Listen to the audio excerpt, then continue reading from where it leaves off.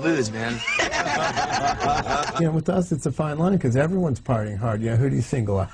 You know, people point the fingers at me. I'll go pretty big out at night sometimes, but you got to know when you can turn it off. And Steve-O didn't have any downtime. Like when he wasn't shooting, he started doing these tours, like these stage shows, and that's every night, and mayhem. Now I'm gonna really myself up.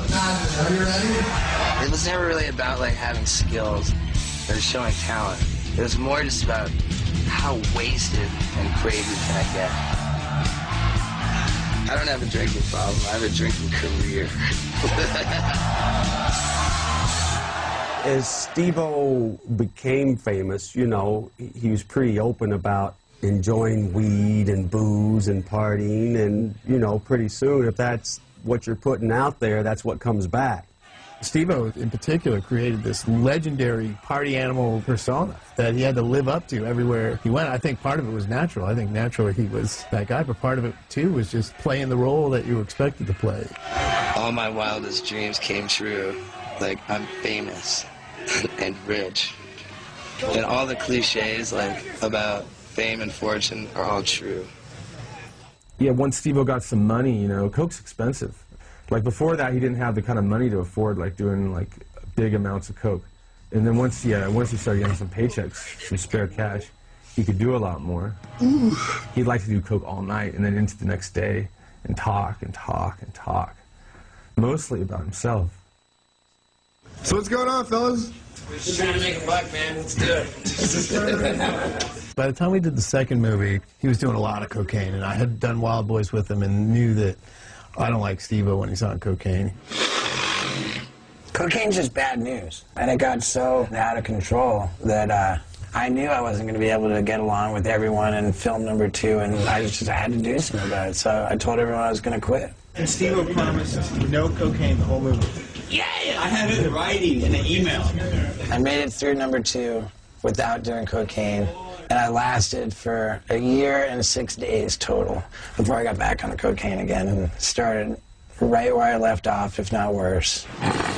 Steve-O always really latches on to any family type of atmosphere.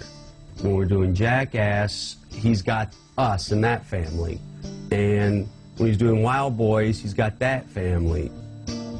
But when Jackass number 2 was done, you know, we all kind of went our separate ways for a little bit. And then Steve-O's really left without a family. And as soon as Jackass and Wild Boys was behind me, I had nothing left but drunk and loaded on drugs.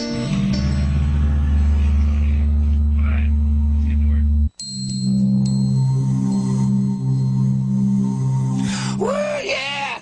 It's rock and roll, baby!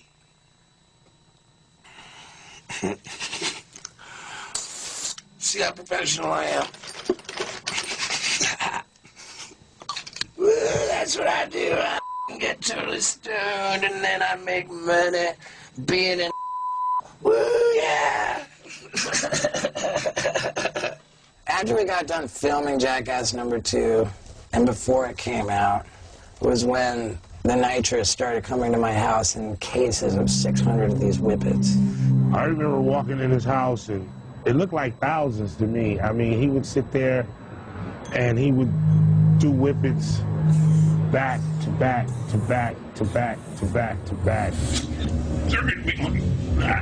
Like, I got so fast at putting these cartridges into that container, like faster than I breathed. Like, I wasn't even breathing air. And I remember thinking, like, man, this can't be good for me. Like I'm killing myself with this stuff. I've seen a number of cases of nitrous addiction. It causes a mania. I've seen manic psychoses. People get very, very disorganized and crazy on it. It can cause what's called an ascending polyneuropathy, where you lose feeling and motor function in your legs and fall up to your neck, and you end up on a breathing machine. You can also have cardiac arrhythmias and die suddenly. I felt like going to the Jackass number 2 premiere like I was showing up at my own funeral. You know, I just thought, nothing's going to be this big anymore. No matter which way you slice it, everything's going to be downhill from this point. I was so afraid of the spotlight going away that I was like, you know, let me outdo myself for the paparazzi all the time.